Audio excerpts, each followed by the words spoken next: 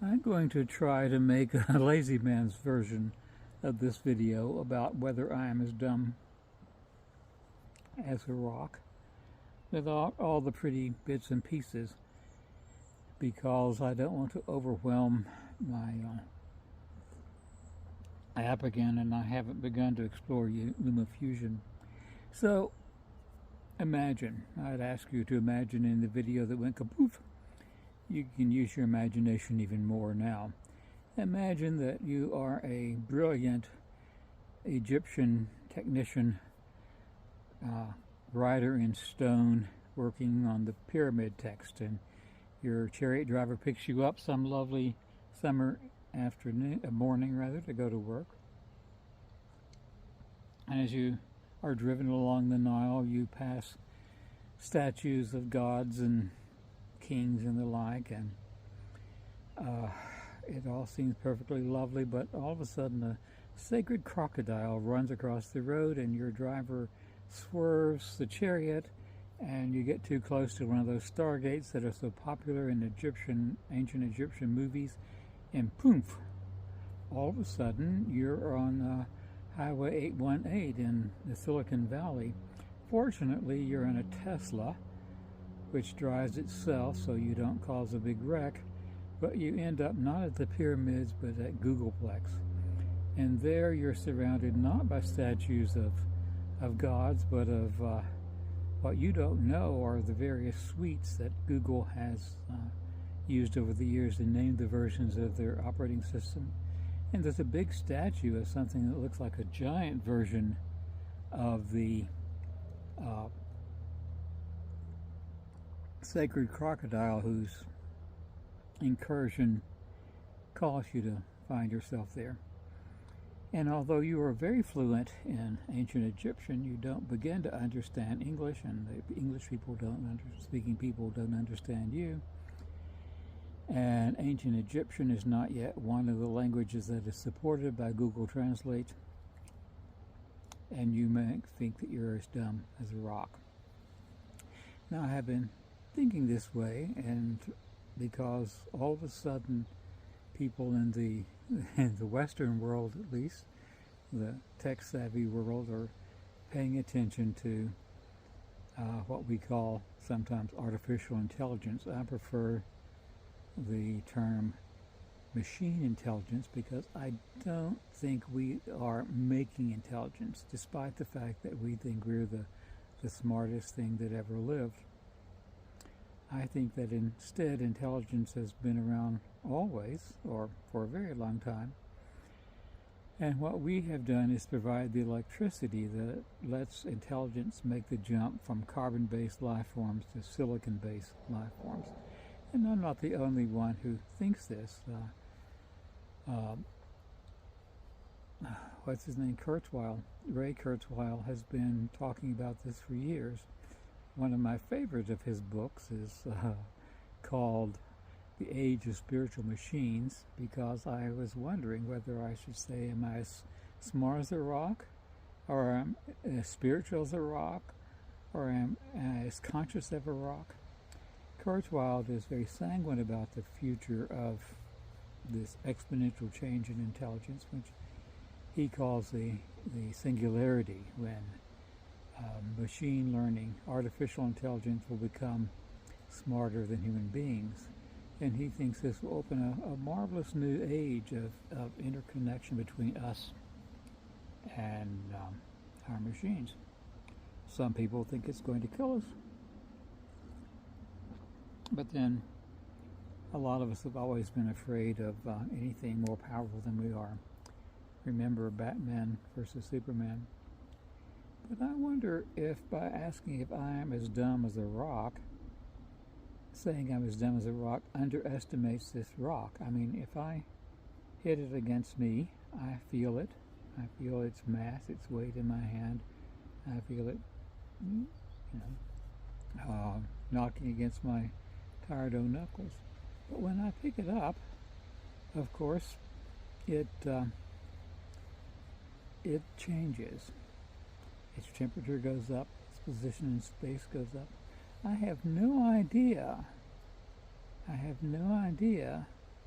whether it has any consciousness of that or not, because this rock and I are in an even worse position than you as the ancient Egyptian are with being surrounded by Googlers, because you and the Googlers understand that you're both speaking, but you don't understand each other. I have been listening lately to the band Bastille, who have a song called Overjoyed, and one of the lines is, "These words are all we have between us." And it reminded me, and I'm of a lot of things, one of which, of course, is that our understanding of ancient Egyptians is a fairly recent thing, because although they left lots of words, well, not even Egyptians knew what they meant for a long time. It was in fact, the Western Europeans who began to try to translate these words. And it may seem as if I'm sort of a Western European cultural supremacist, and I am in some ways, but we'll get to that. But there are no words between me and the rock. Now, there are people who think that artificial intelligence is just our next invention, and that all our inventions are extensions of ourselves. Marshall McLuhan, for instance. And of course, there was Teilhard de Chardin, who looked at the development of the different spheres as ending in the noosphere, and he looked at human beings as the consciousness of the universe, that the universe was working to make us in order that it could become conscious, although he would probably be more theological than that. And of course, there are also people who think that, like the Aborigines of Australia, who think that rocks indeed are not only conscious and living, but even sacred. Now, that may sound like I think that the Aborigines of Australia are somehow wise, but I don't know that any one group of people are that much wiser than any others. I mean, the Abos managed to destroy, by chopping up into food, eating all the megafauna in Australia, and it seems to have been able to support a much larger population of large animals and wandering people for a while, but we people of Australia ate them. And then, of course, there's the wonder of how intelligent Western Europeans are. One of the things that worries critics of artificial intelligence is not only whether it will kill us, but also whether it will have human values. Human values. You may remember when Microsoft put a robot on Twitter, they named her Kay, so that she could learn to twit like a human being. And in no time, she was twitting like a human being. But she wasn't twitting like the woke modern electrical engineers that Microsoft thought she should be. She was twitting kind of like the majority of human beings do. Oppenheimer is a biggie movie these days, and, well, we spent vast amounts of money in developing the atomic bomb, and we not only we dropped it on people. Now, we had killed more people actually with the fire bombs earlier than we did with the atomic bomb, but the atomic bomb has the potential of spreading in a way that the fires of Tokyo did not. And then there are the marvelous human values that lead the war to begin with. I mean, one of the prime reasons Japan entered the war was to have fuel oil, because the United States refused to sell them fuel oil. And I often wonder if we didn't spill more fuel oil into the Pacific Ocean fighting Japan than they would have bought from us. Well, what if Lincoln had lived? Intelligence is a fascinating thing. One aspect of it, for instance, is memory. Now, this tree stump has stored a lot of memory, a lot of information. I don't know how many gigabits. I have also no idea whether this memory is still available to the tree, whether the tree thinks it's dead or alive, and whether I guess the rest of it has already been turned into firewood by now and burned. But the memory is here, and we human beings value our memory. I was taught in grade school, for instance, to memorize the capitals of the United States so that I knew that Douglas was the capital of Nebraska, even though we were required to have almanacs that had all that stuff listed. Ziggy, what's the capital of Nebraska? Nebraska's capital is Lincoln. Sometimes it seems that I am not as smart as a tiny blue ball. Much of our memory is required in order to convince us that somehow our political systems are very valuable. And we fill up a lot of our stuff, well, with useless information. I have been particularly intrigued by the information wars going on around climate change. If one posts something on any of the social media criticizing the narrative, the official narrative about climate change, one will be labeled. And, I have no doubt that the climate is changing. And I suspect that we contribute to it. But I don't think we're at all serious about stopping it. I mean, that little girl who said we should be ashamed had flown to New York from Stockholm. Coffee can be dangerous, but I keep drinking it. I have a neighbor who drives an SUV everywhere, and it's plastered with Save the Earth stickers, and, well, she burns wood for her fuel because it's natural. Although, of course, burning wood adds to her carbon footprint. I think probably if the world leaders were serious about climate, believe what they say about climate change, they probably would recycle the vehicles like Air Force One and the other big polluters that they use to travel to places to tell us how evil we are. And so I wonder if indeed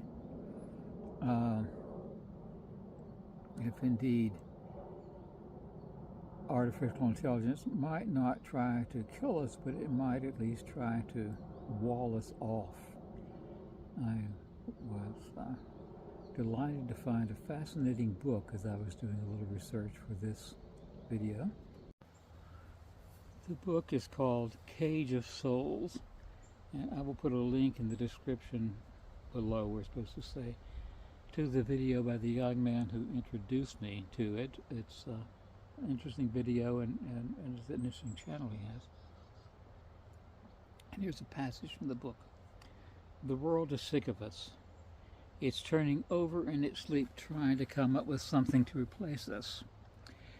I didn't believe it, but I'm a bloody scientist, and I'm the last real scientist on Earth. When the evidence says something strongly enough, you have to believe it, even though it goes against everything all the ancients ever wrote. Bugger the ancients.